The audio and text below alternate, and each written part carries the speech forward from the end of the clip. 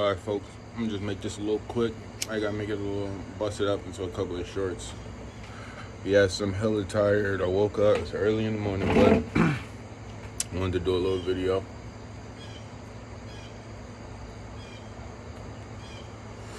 In this vid, I would have talked to you guys about cherishing the people that you love while they're living.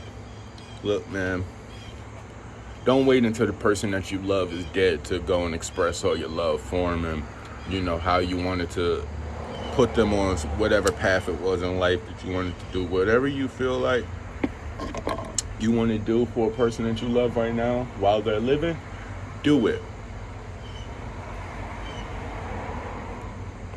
Because when they die, that's what makes people go so crazy whenever somebody says something about her.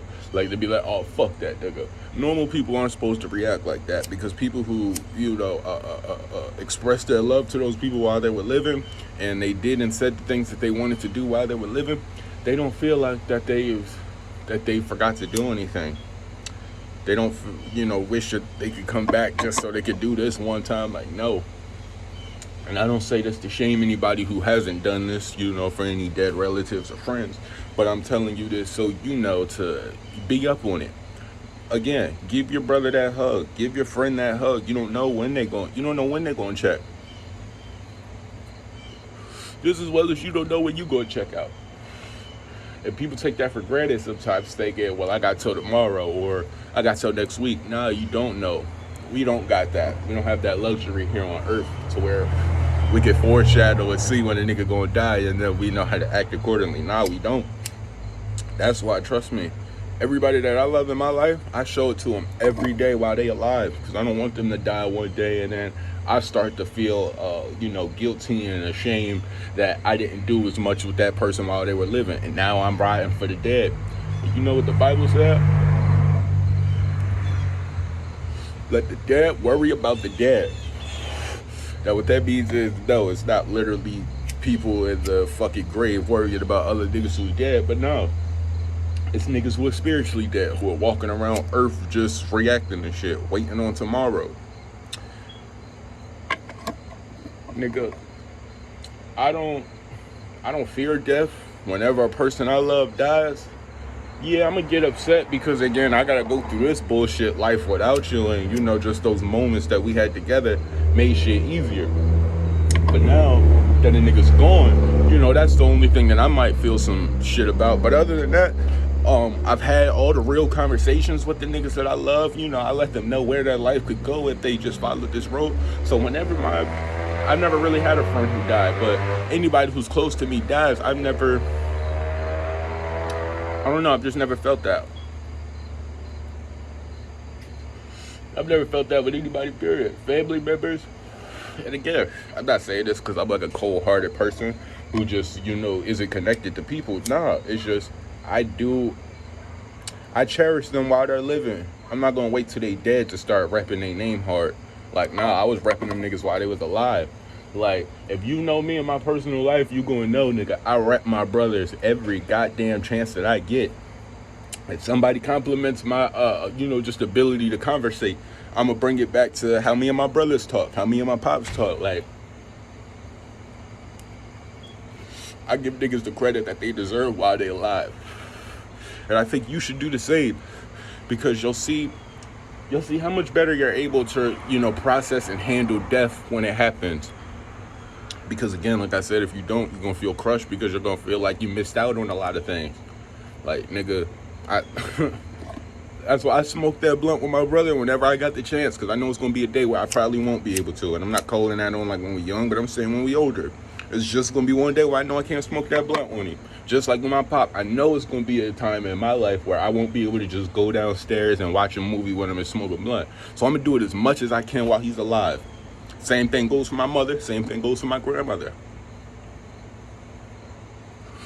Yeah, when I get on here to give the people some, advice, or at least the gems that helped my life and made them, prosperous and in the bright light and the bright life that I live. Like, I don't have anything. I don't have more than anybody. externally, meaning, from like materials to house to car, I don't have more than anybody. But on the inside, I have a little bit more because I put the work in. So I come here because, trust me, when I had to put the work in, I had to find out what the fuck to do. I didn't know what to do. Nigga, like I said, when I was 14, 15, boy, I was going through some shit. Like, and besides like the normal, puberty and all the emotions flooding in, like I had some real life shit that I had to deal with personally. Like I was put in a situation where it was, what people say they were basically thrown out to the wolves. I was thrown out to the wolves in a sheltered way. Like my life came crashing down at one point, but it just tumbled and fall like most people. And I'm not gonna say most people, but there are people who feel like that their life just fell and it's always been that. Like, nah, I had to learn that sometimes you're gonna, like how niggas say minor setback from major comeback. That's a real thing. Sometimes I think niggas just say that, because they just want to sound cool and they ain't, but they've never been through it. I've been through it maybe 2 to 3 times. So, the most recent time when it happened, I knew to keep on going with the plan that I had when I was up. When I was up, fucking busting cars down, all that, I had to plan on what I wanted to do. I knew a school I wanted to go to. I knew a goddamn trade I wanted to acquire. And then I knew a business I wanted to go out and try to make for myself. So when a nigga fell back, and again, like they say, minor setbacks, because nigga, I ain't lose everything. I still got big ass TVs, fresh ass furniture, fresh ass clothes. It's just shit. I don't know. Maybe it's just the environment that you was in that, maybe a nigga was taken down from. You take those skills that you had when you was up and bring them back to the people that you love, who might be on the first level. Give them some games so now y'all can go up together. That's what I'm slowly learning, because again, like I said, there was a point where I was selfish. Like I said, I'm not a perfect nigga. I just do, and I know how to correct myself when I'm wrong, and I know how to, move accordingly. So whenever I find out that I may be doing something that's potentially unhealthy and could lead me down a bad pattern in life, I'm quick to correct it and I'm quick to address it. And out loud, I'll address it to the people around me. I'm not a person who's so grandiose and like self-centered that I'm willing to just hold all my flaws back because it's like, nigga, I ain't got no flaws. Like, and I felt like that at one point. I definitely. Where's Meaner at? Meaner wants you. You still got my green one? Yeah, I gotta find that. I was just looking for that earlier. But no, like I said, I'm not perfect. There was a time where I was doing all this shit that I come here to talk to y'all about. I did it in my life before. That's why I'm not just a nigga on here talking shit anymore. Like I said, last year when I was doing these videos, I was talking hella shit. But that's because I didn't go through anything and I didn't address any of the things that I had going on within myself. Not the shit around me, because I was trying to address the shit around me because I was trying to run from addressing the shit within myself. But now, I've learned that it pays me way more to address the shit within myself before I go to the outside.